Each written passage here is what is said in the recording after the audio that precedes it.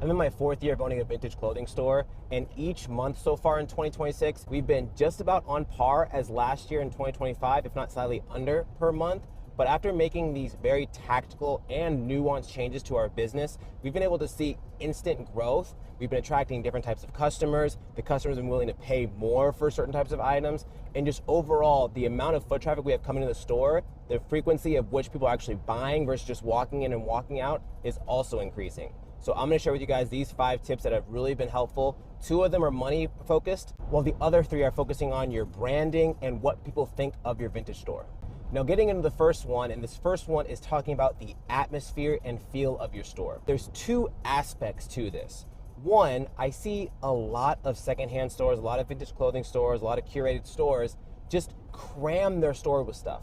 They think, oh, it's 90s, I'm gonna carry it. Oh, it's true vintage, I'm gonna carry it. Oh, it's single stitch. Oh, it's Y2K, and that's what's trendy, I'm gonna carry it. And since they have such a wide array of items, they don't actually stand out as having a certain type of feel or certain type of curation. It's just a bunch of old stuff that you would find at the thrift, minus the sheen and Fashion Nova. And not to say your store can't be successful in that, but if you're trying to speak to a certain type of customer, a customer that will really love your store and not just you be on their route of the other vintage stores they also frequent and the other thrift stores they go to, if you want to build a diehard customer, someone that comes to your store regularly, someone that buys multiple pieces at one time, buys higher end pieces, you need to focus on having a specific curation style, and that might mean having less items.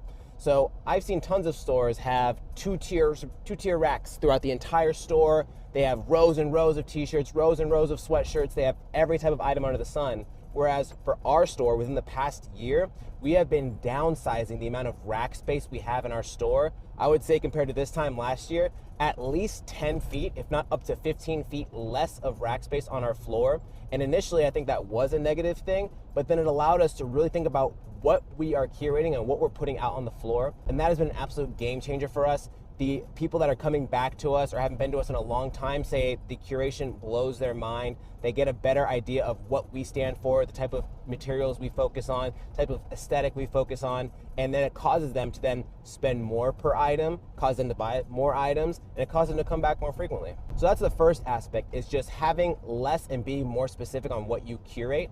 But the second thing is also, what is the actual feel when people come into your store?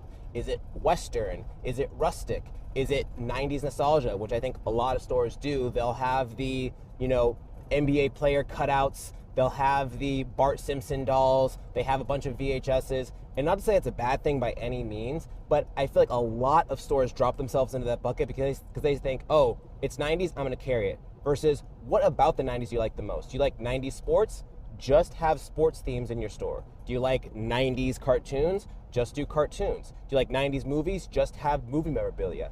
Having a specific vision and a specific blueprint of what your store is compared to the other stores helps you stand out, and I think makes a big difference, have people come back to you versus just frequent your store once or twice a year. Now the second aspect, and this is focused on pricing, and that is we have raised the minimum price that we have in our store. And not to say we've taken cheap things and raised the prices on them, we just no longer carry things that are below a certain threshold for us. We've come to realize that the cheaper something is, the more likely someone's just gonna buy that one item because they're like, oh, it's 10 bucks, it's 15 bucks, it's 20 bucks, sure, I'll get it. But they're not gonna really fall in love with that item if the only reason they're really getting it is because it's a really cheap price. For example, just the other day, we sold a $200 red leather jacket that actually sells online for almost triple that price. But the person that bought it was in love with it, and it was a beautiful jacket you're probably never gonna see again. And that type of person, yeah, they might have also bought a $10 t-shirt, but they can also get that at the thrift. They can get that at any other vintage store. They can get it at a vintage market. They can get that on eBay. They can find those types of items anywhere, which is why it's a cheap item. So we wanna have more of those higher ticket items.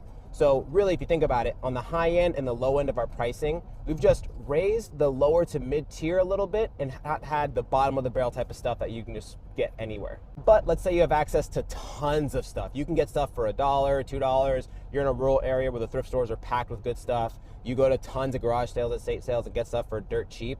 It might make sense to still grab those items and have $10 items, but just think of the type of customer you're curating or bringing into your store when you do that. You're getting the customer that just wants cheap stuff, that's not gonna pay up for things, and it's like, really, is $10 at a time, $20 at a time gonna pay your bills or help you grow exponentially? unless if you do something like a Thrifty Beaches style. He is the pinnacle of buying a bunch of stuff for relatively cheap, but he also moves a lot of stuff for relatively cheap, which is why he always has huge sales. He has tons of bins in his side of his store for $5 or $10. So not to say that business model doesn't work, but we are seeing, if you are trying to really cater to a type of customer and really trying to show your worth as a curator and not just sell a bunch of stuff for dirt cheap, we want to have higher ticket items. And for us, higher ticket is $40, $50, $60. I'm not saying I want a bunch of $100 stuff. I still don't care to have $100 band tees or anything like that type of rare, but I love full grain leather. I love Carhartt. I love vintage Levi's. I love true vintage. I want the stuff that you are not gonna see every single day. And more importantly, the stuff you can't find at the thrift on any given week. Now, number 3 is content and ads. I've recently really started to have this realization on how I want to do our content, which is why on our Instagram I've kind of been slowing down on the content we've been doing, because I actually just recently did a small little 30-day course with this type of marketing person, this brand person, and it really opened up my eyes to how I was viewing the content I was making. And I think a lot of vintage stores do this.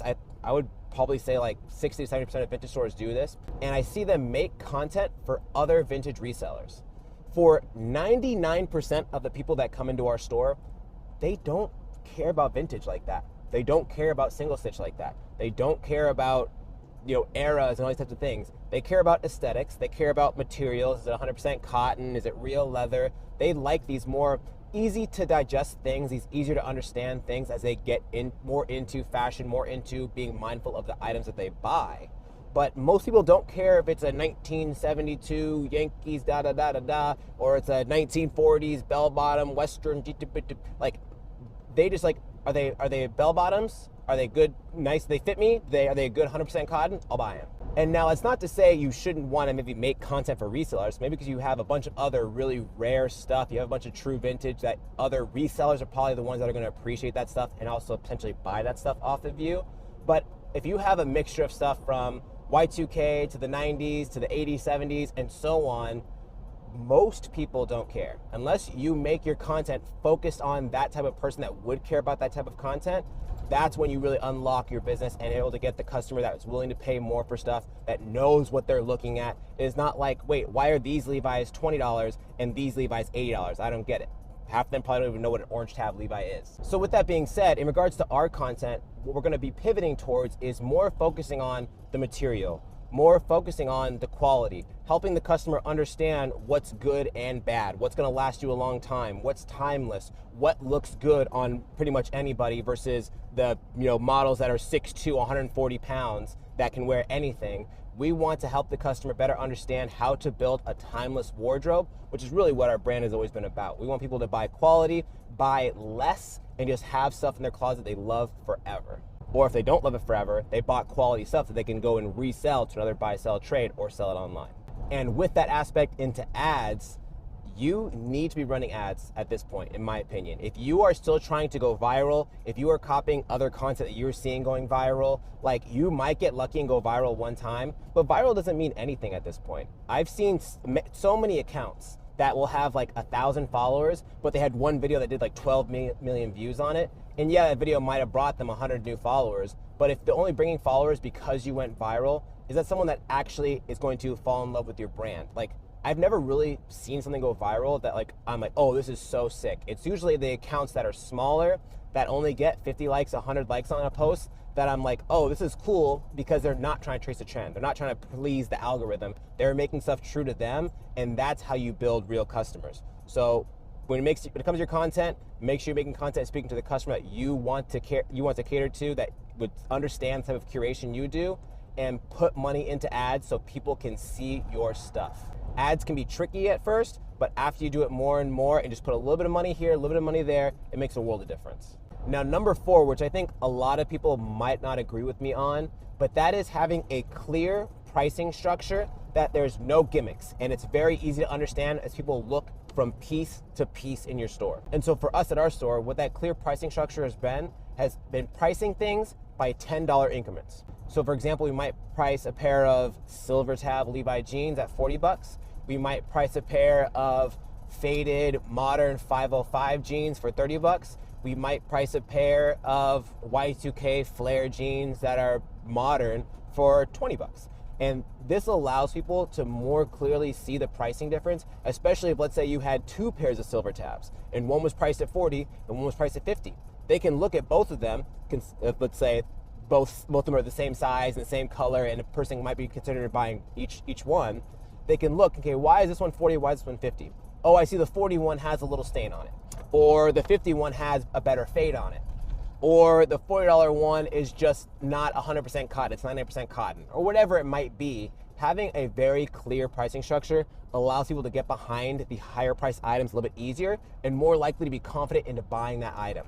Versus if you have a t-shirt on your rack that's $18, then you have one that's $35, then you have one that's $47. Like, having all of these random numbers, at least random sounding to your customer base, can sound confusing and maybe feel like they're getting gypped out on some of these items. So having it super clear, super blunt has instantly had an impact on our business. And we've actually seen across all of our categories, the price either stay the exact same or move up by like 5 to 15%, just because people can see, okay, I understand why things are priced the way they are. The higher the price, it is obviously a better quality item or a more rare item, and they feel confident buying that item. Now, the last but not least, number 5, arguably one of the most important ones. If you are a brick and mortar store, you are a retail store, you are interacting with people, or if you also, do pop-ups and other things, is helping people be comfortable and also having good customer service.